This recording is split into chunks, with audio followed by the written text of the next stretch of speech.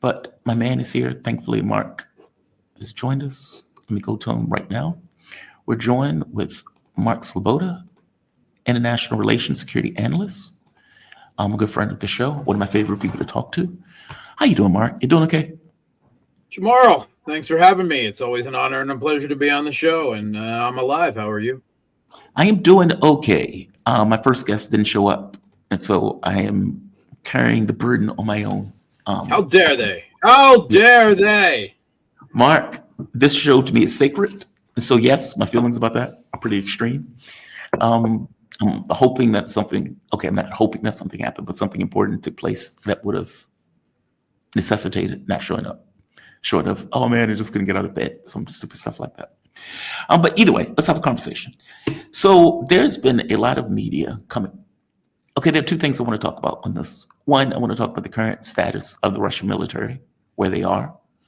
And on the second one, I want to talk about this idea that's coming out of the West about Zelensky being replaced. And it's coming from a few corners. So this is Seymour Hersh talking to apparently U.S. intel or somebody in the U.S. government, making the argument, the end of Zelensky. There's another story that at the exact same time that this story came out, going with this, Zelensky accused of authoritarian slide after anti-corruption raids. Then you have another one that came out. Ukrainians have lost faith in Zelensky. Ukrainians have lost faith in Zelensky. Zelensky, for his credit, put out a post where he is saying that effectively he wants to resume talks with the Russians in Istanbul. And in this rather long post from Zelensky, I discussed with Umarov the work of Ukraine's National Security and Defense Council and Supreme Commander-in-Chief and Staff, personal tasks, defense and negotiation spheres. First, continue working with the partners in arms.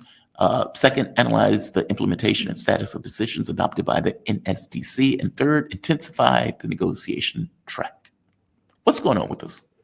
It seems, I don't believe in coincidences like this. What's going on? Okay, so I don't actually think there's anything here. I mean, I could be wrong, but I'm seeing no other signs other than Seymour Hersh some suddenly coming forward again with his U.S. intelligence sources. And I have to say that,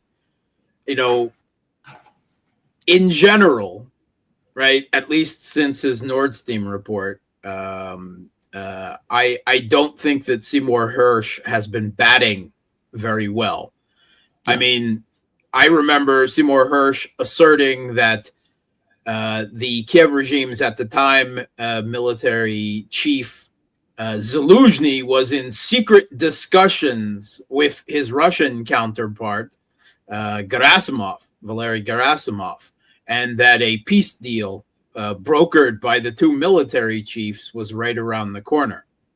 And I mean, I remember at the time not believing a word of that, there being no evidence of it, and it simply not being the way Russians do diplomacy, right? Their military commanders-in-chief don't negotiate.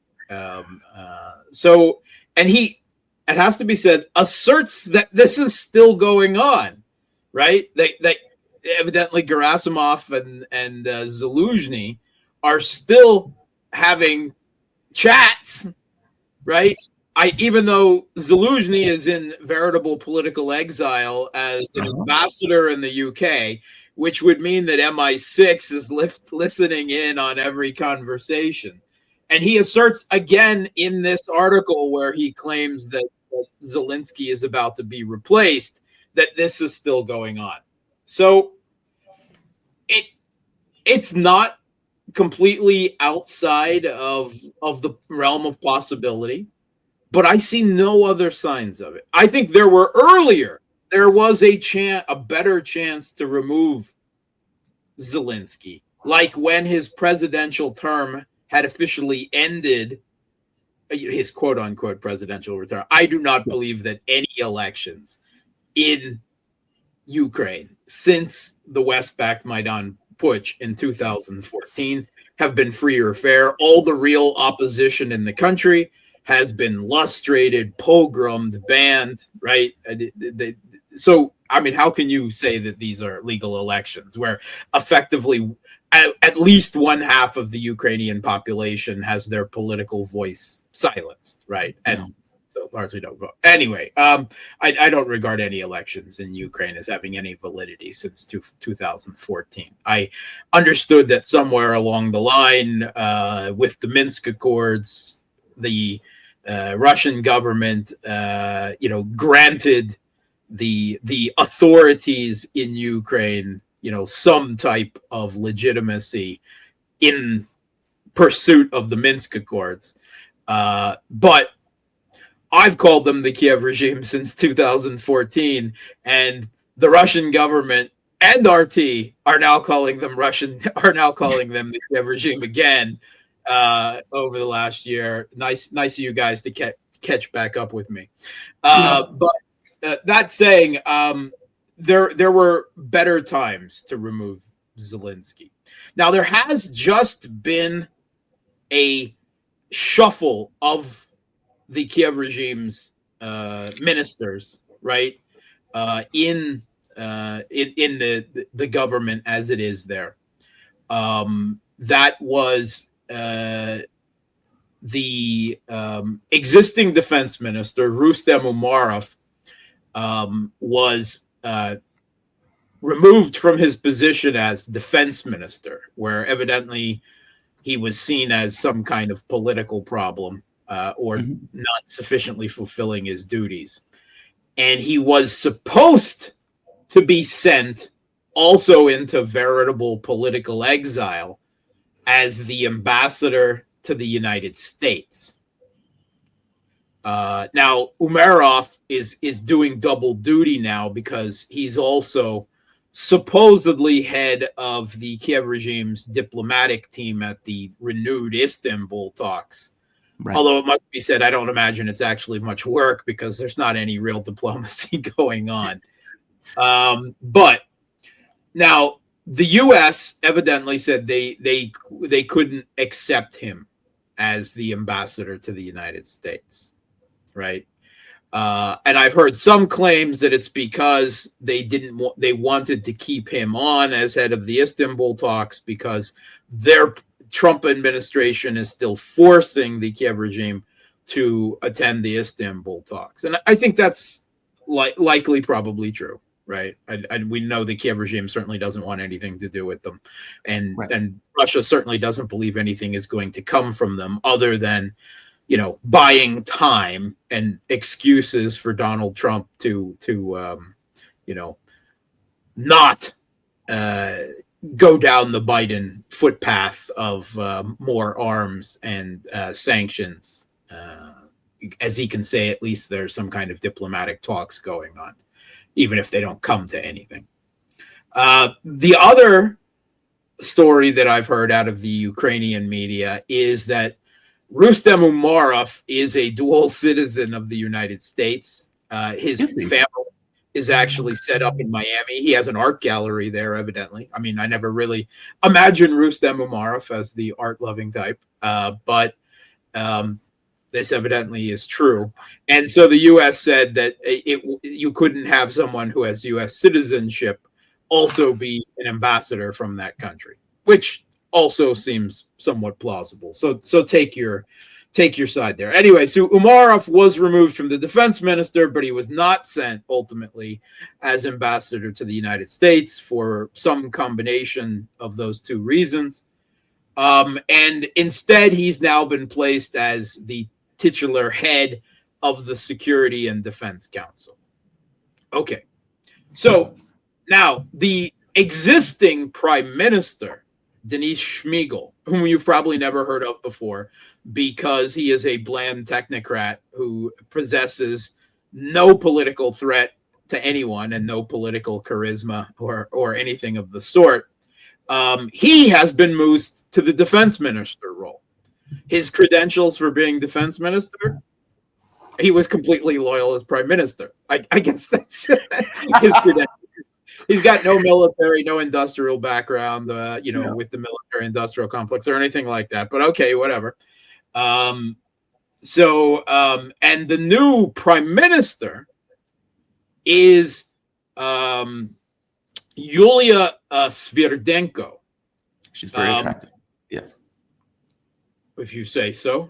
Okay. At least I think she is. That's who I think she is. But go ahead. I'm sorry. I'm a guy.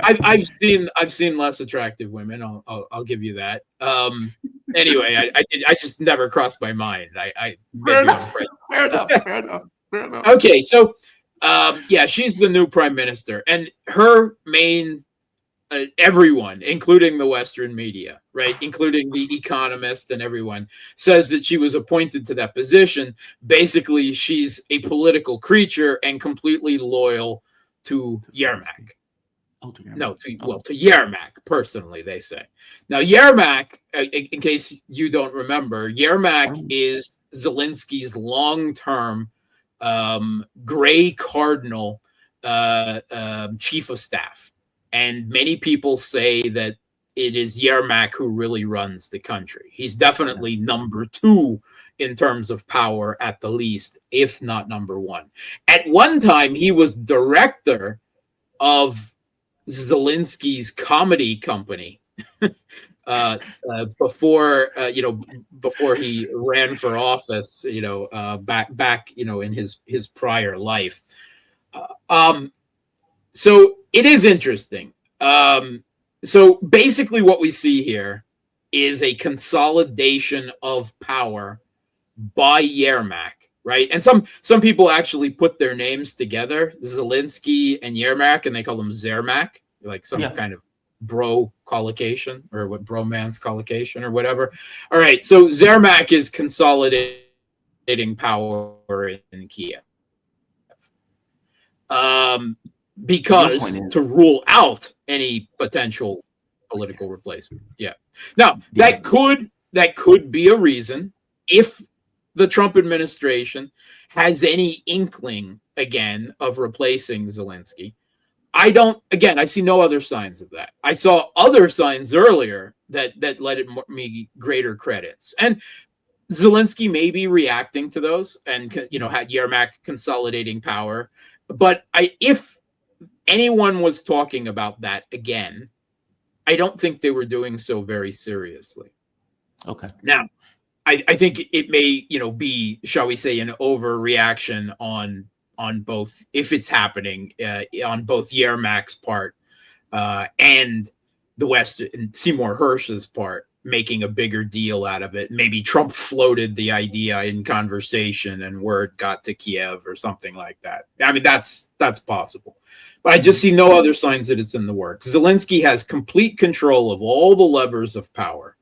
His main political opponents, such as it is, within the regime, because all real political opponents, right? I mean, the head of the opposition bloc was charged with treason, as the head of most opposition parties were in the country, and then transferred to Russia as part of a POW exchange, right? The leader of the opposition party, the opposition bloc, which at one point, right before the intervention started, was actually threatening to become the most popular political party in the country in terms of at least in terms of approval ratings, polling that was done, i.e. more popular than the president's own servant of the people party. So then they charged him with treason, and that party was later banned, preventing it from becoming real opposition. But if we take a look at the opposition within the Maidan regime milieu, right, the former and first quote unquote president of the Kiev regime, the candy oligarch Petro Poroshenko. I mean, he still talks. He was also charged with treason, by the way, as the leaders of all the opposition parties were. But that the U.S. kind of made them back off of that. So it just kind of exists nebulous out there. But I haven't heard any real chatter that he is maneuvering, that he is making more noise, or that there's any new actions being taken against him would indicate that. Same thing with the mayor of Kiev, Klitschko, the boxer who was one of the figurehead leaders of the Maidan Putsch. the one that Victoria Nuland dismissed as not capable of being the new prime minister of Ukraine at one point, and he should get his training wheels. Yeah, so he regularly calls Zelensky a dictator and authoritarian, right? I mean, which it always strikes me as hilarious when you hear this from comments within the Maidan regime, right? They got no problem with him being a dictator when he gets rid of all real political opposition in the party, bans 20-some political parties. But if he doesn't share power within the Maidan, then he's a dictator, whatever. So I haven't heard anything from him either. Yulia Tymoshenko, I know that some people, she is the leader of the Fatherland Party in Ukraine, and she was once prime minister previously, and but her political star faded like decades ago, right? Mm-hmm. I mean, her main voters are elderly voters in northern Ukraine. I mean, I just don't see her. I see her as a completely spent political force, and that Russia wouldn't necessarily trust in negotiations any more than Zelensky or Poroshenko or anyone else. So even if someone within the Trump administration had the idea that they could, queen, Tymoshenko, I don't think she has the political power anymore. Now, the one thing, the only other real possibility of political figure whom has gained some traction, at least, I guess, with the Banderite, the nationalist voting population in Ukraine, is Krylu, I like the dark Budanov, the sociopathic, simply because he was making a name for himself, has been, over the speaking out in public, shall we say, to the media more often than you might think the head of military intelligence and covert assassinations should be making himself known, right? Now, evidently Yermak, again, for the 19th time, tried to get rid of Budanov, seeing him as some type of political threat, but America stepped in again. Now, there's no confirmation of this. This is all coming off of Ukrainian Telegram channels, right? Which are the closest thing to an independent media that exists in that country. So it's just, I'm putting it out there. It's what is being said. So while Budanov, again, maybe they see him as a potential political threat. I don't really see that, because I don't see Budanov as having any appeal outside. Even in the military, they hate him, right? I mean, just the nationalist component, the Banderites. Wait, so why does the military hate him? Why does the military hate him? Because he keeps extending them to their deaths. And there's that. There's that. Okay. I mean, he whenever he gets control of regular troops, I mean, he's normally in charge of a lot of far right battalions that get attached to the military intelligence, like all of the stuff, the neo-Nazi raids into Belgorod and all of that. And also, I understand to a large degree the whole Kursk disaster, that Budanov was to a significant degree in charge of that. Okay. So, but I don't see him really as having any political wings without being Zelensky's military intelligence chief. And I haven't heard any possibility of him rising up against Zelensky. I just don't see any of that yet. So I don't know who they would replace him with. I see nothing really in motion. Zelensky just the Kiev regime's Rada just voted again to extend martial law for another 90 days, which continues conscription and keeps Zelensky as the powers of president. So, I mean, that's effectively that can kick down the road till November again. So while there are some political things, such as there are politics within the Kiev regime happening, in Kiev right now, I I don't see any signs of this. Yeah. I mean, maybe that'll change. Maybe we'll get some more data points. But right now, as far as I'm concerned, Seymour Hersh's record on calling things in Ukraine is kind of spotted at best. And I think his U.S. intelligence sources have just been feeding him a lot of false information. That could be the case. I mean, just because he was right on Iran doesn't mean he's right on Russia. And I remember the article. By the way, I did know Shmikal. I look at enough Ukrainian media where his name did bubble up. Okay, fair enough. Let's go with this notion that Seymour Hersh is just getting this. He's being fed something.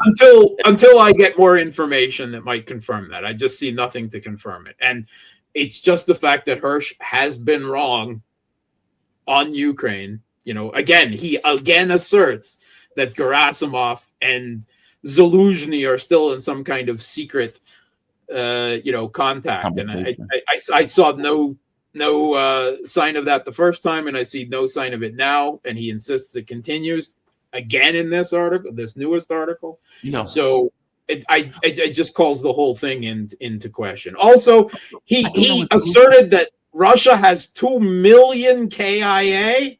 Yeah, that's outrageous. That's outrageous. I don't even think the Kiev regime has 2 million KIA. That is outrageous. Russia, as far as even Media Zona, funded by the BBC, they can't find more than 120,000 Russia KIA, right? But 2 million? Yeah, I assume 100,000. 2 million is outrageous. It's so ludicrous. Yeah, I would believe anywhere between 100,000 and 150. I would, right? Anywhere in that range there. By everything that we've seen, which is terrible, but of course it's a fraction of what the Kiev regime has taken, right? I mean, whatever the propaganda to the contrary about meat assaults and all of this other nonsense, the Russian military, presumably on direction from Putin, has gone absolutely out of their way to minimize their losses, right? To play this long, slow, grinding war of attrition that infuriates many people who expect some Hollywood-style maneuver warfare, U.S. and Iraq style, just not understanding modern warfare at all. But the Russian military is doing everything they can to minimize casualties to a degree that keeps 40 to 60,000 people signing new enlistment contracts every month, keeping the Russian military growing, while the Kiev regime's forced conscription of 20-some thousand people every month now has a desertion rate, has more than 200,000 deserters at this point, because they are forcibly conscripted. Yeah. So there's too many wrong things that Seymour Hersh is saying there to make me take anything he says without a serious grain of salt and skepticism. Yeah, that number is so ludicrous. You would think that he would think to himself, hey, this number sounds off. But he just doesn't seem to get there's some things that he gets, right? But the conflict in Ukraine, I think he doesn't really have he's not close to the details on the ground, and I don't think he has a good feel for it. And I think he's being fed for whatever muddying the water reason. Maybe there's some people in the U.S. intelligence community that would like to see him replaced. And occasionally we've seen this again and again in this conflict where false information is fed, probably in the hopes that someone will then in real life pick it up, right? How many times have we heard about peace talks? So the end of the conflict is right around the corner. Putin's going to agree to a ceasefire. All of this other stuff that seems more narrative construction in the hope that it becomes reality than any reality whatsoever. Budanov says something else. I don't think we hit this in the last conversation, but I did want to get your take on it. Yeah. He pointed out, he says, the war has to end by the end of the year. And it's like, why? Meaning I couldn't tell if Budanov was thinking to himself in this kind of real world assessment, we can't keep this up. Yeah. And so we need to come to.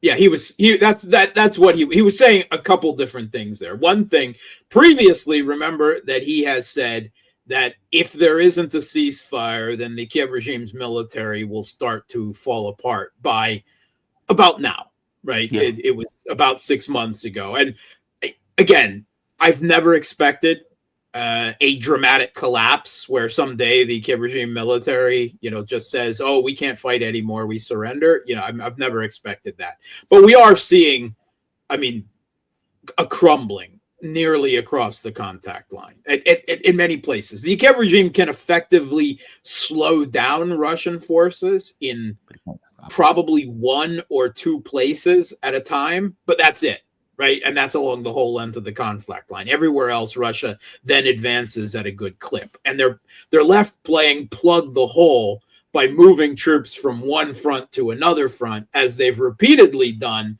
going back and forth between Russia's offensive now in the Sumy region and the offensive in the Pokrovsk-Konstantinovka axis in the Donbass. And they keep moving troops back and forth between those 2 regions. And, they slow down on one side and Russia picks up on the other, and they move them back, and then the reverse happens. But the bottom line is that Russian forces keep advancing. Just different, resulting clips. But everywhere else along the contact line, the Kiev regime's defenses are best described as crumbling, right?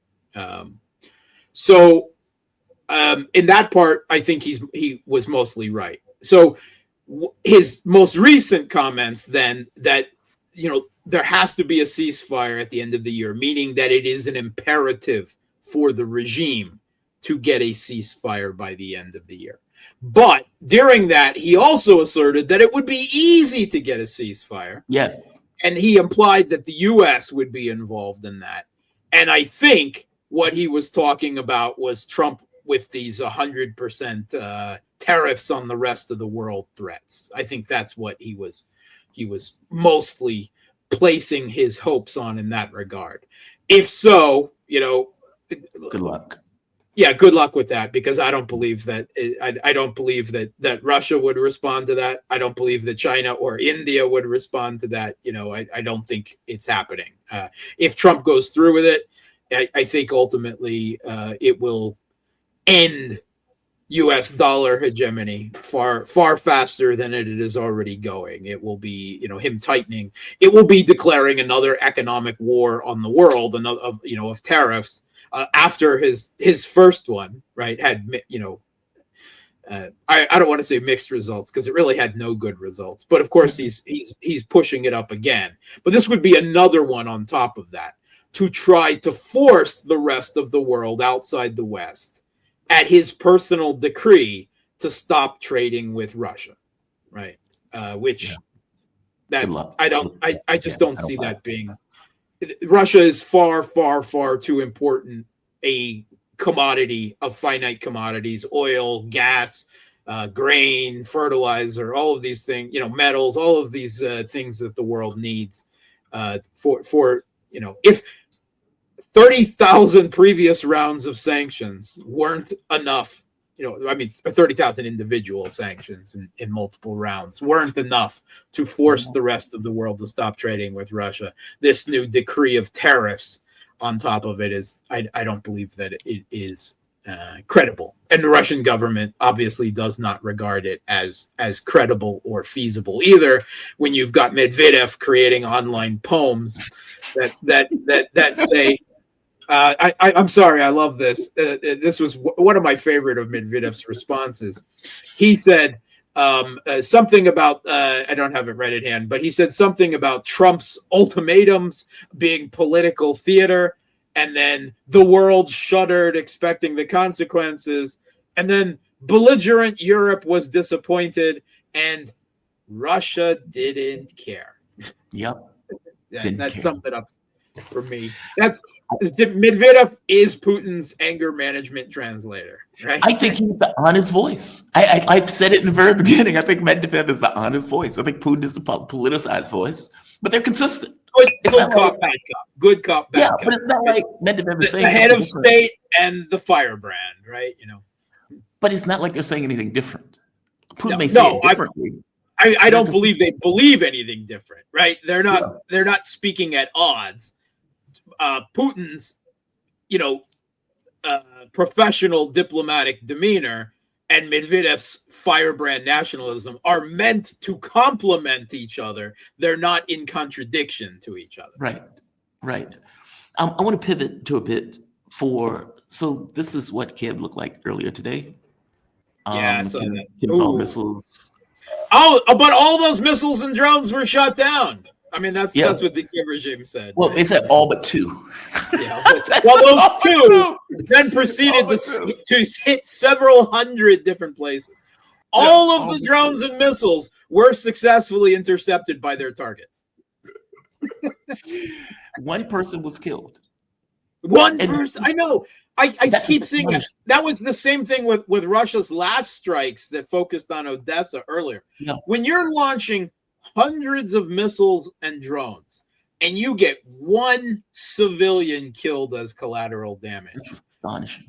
If there was any honesty in the world of journalism and military studies, in the future, they would be studying this conflict as the case example of how a military can engage in a high-intensity conflict and minimize casualties to an absolutely unheard of degree, right? Yeah. I mean, compare that to what's going on in Gaza and Lebanon and the civilian casualties on both sides of the Iran-Israeli conflict, or even of Trump's recent bombings of Yemen, right, with hundreds of civilian casualties. This is so professional. I'm just continually awed by those numbers. I mean, I'm like, man, I mean, just the odds alone say that there's got to be more innocent bystanders wandering by some of these places. It seems actually far more than planning. It almost seems like there's some type of luck god looking down and making sure that people stay out of the way. The number, and those aren't Russia's numbers. Those are the Kiev regime numbers. But at the same time, you get Trump saying these ridiculous things, Putin slaughtering people and everything. I mean, yeah, he's slaughtering the other side's military. But in terms of civilian casualties, this conflict has been, and it has to be said that the Kiev regime has inflicted far more civilian casualties on Russia, despite their military force being a fraction than Russia has on the Ukrainian people. Which is intentional, because the Russian government, the Russian military do not believe they are at war with the Ukrainian people. They're at war with the regime that seized power, with Western, support in 2014, and the military that it is at its beck and call. That's what, and they act on it. They continually play by that book. And it minimizes their own military casualties, and it minimizes the opponent's civilian casualties, and they avoid conflict in big cities as much as they can in pursuit of that, right? That's been demonstrable, throughout this conflict. And I know the pace frustrates a lot of people that results from that. It frustrates me at times, right? Yeah. And having to counter all the propaganda. I mean, it was just last week that the latest round of, the Russian offensive is sputtering out. Yeah, it's all grinding to a halt, blah, blah, blah, again. And I'm like, what reality are you living in, buddy? Because it's just getting kicking. Yeah. Well, let's go into that, because these attacks on Kiev had to do with armaments, drones, etc. Russia put out a video of their own drone production, which just astonishing numbers of drones that they were producing in one day. Yeah, what is going on the battlefield currently? Yeah, so this was a very interesting video. There have been some actual previous releases from this plant. It's in Tatarstan, and it is the plant, or one of the plants, more than likely, where the Garan, the geranium, right, which the West still calls the Shahed 136 that it evolved from, drones are produced. And we heard more shocking numbers of that coming out of German media this week, right? Yeah. So a few months ago, Zelensky warned that Russia would be up to producing 500 garans a day, right? And then capable of using 500 garans a day about now. And now we're seeing regularly 400 or 500 garans a day. Last night, there were some 426, according to the Kiev regime, being sent. And then there was a word out of Ukrainian intelligence that Russia would be producing 1,000 garans, but the production is still ramping up so fast that they would be producing double of that by the end of the year. And then Bild, the German a military assessment, comes out and says, no, they won't be producing 1,000 garans a day by the end of the year. They'll be producing 2,000. Now, I have to say that I'm like, really? I mean, that's a huge jump. I don't see that myself. I think that is inflated, but I would love it to be true. Let's find out, right? Maybe they're opening that many new factories in other places, right? But the other thing you see is how high tech everything is there, right? And then compare this to that cringeworthy video of Hegseth in front of the Pentagon with these little FPV Mini drones flying yeah. around, declaring the U.S. a drone power in the making, right? And I'm like, yeah, that is a drone power. What we just saw there. That is the largest single drone manufacturing plant, right? And we're not even talking little FPV drones. We're talking big, long-range strike kamikaze drones, that Russia has perfected, the ones that the Kiev regime can't stop anymore because they have jet engines and they've got stealth coating and they fly and then spiral down with evasive maneuvers from extreme heights now on their targets and operate coordinated in swarms. And this is devastating. And we're seeing this effectively nightly. For a few days last week, Russia suspended the large drone attacks for like 4 days. And there was two things that came together. The first day or two, there was actually really bad weather in Ukraine, really strong winds and storms. So that made sense that Russia would not launch as many drones. And then after that, the arrival of Kellogg, the Zelensky, Trump's envoy, right, to the babysitter for the Kiev regime.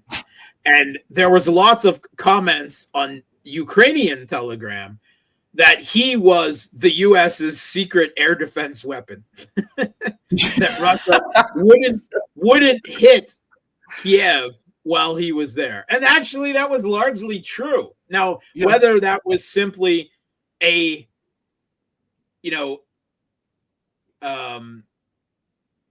coincidence, right, that Russia was doing, shall we say, damage assessment and stuff when he was there, or there actually was a political decision, at least not to launch big drone attacks on Kiev while he was there. Whatever, he's gone now, so it doesn't make any difference. And we saw, again, some 400 drones with missiles last night. And the primary targets are the Kiev regime's military-industrial facilities again, right? They keep popping them up again and again, and they will until this is all over. But also presumably Western weapon supplies, particularly the strikes in Western Ukraine that occurred. But they hit them at several different places. And a possibility, again, that they're still hunting down the last remaining shredded remnants of the Kiev regime's air defense as well.